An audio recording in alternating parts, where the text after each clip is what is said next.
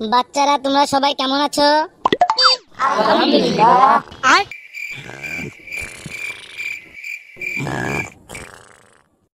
এই কে নাক ডেকে ঘুম পারে রে?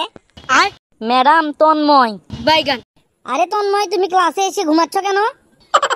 ইয়ে মানে ম্যাডাম, আপনার কণ্ঠ এতই সুন্দর ম্যাডাম, আর শুনলেই আমার ঘুম চলে আসে।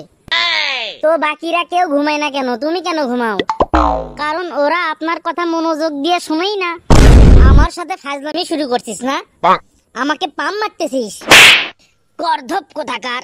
ম্যাডাম আমি না আপনি, আবার ফাজলামি করিস। তোকে আজকে আমি কয়েকটা প্রশ্ন ধরবো, ভালো ভালো যদি উত্তর না দিস, তোর একদিন কি আমার একদিন। পানিতে বাস করে এমন 5টি প্রাণীর নাম বল।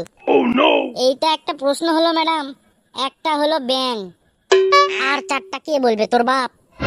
বাকি 4টা বলা লাগে ম্যাডাম। বাকি 4টা হলো ব্যাঙের মা, বাবা, বোন আর প্রেমিকা। ফাইজলামিরও একটা লিমিট থাকে, সেই লিমিট কিন্তু তুই ক্রস করতেছিস Tanmoy. I am sorry madam. এ তন্ময়, ফাজলামি করিস না, ম্যাডাম কিন্তু সেই রকম রেগে আছে। আচ্ছা তুই বড় হয়ে হবি কি বলতো? তুই তো সেই রকম ফাজিল। ম্যাডাম আমি বড় হয়ে গোয়েন্দা হব, গোয়েন্দা।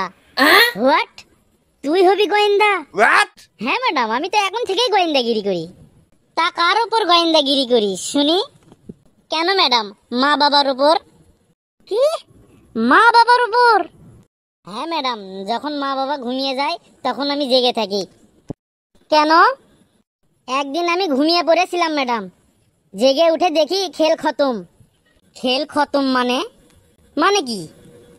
আমার একটা ছোট ভাই হয়ে গেল, আর আমার অর্ধেক সম্পত্তি হাতছাড়া হয়ে গেল। বলেন তো ম্যাডাম কেমন লাগে?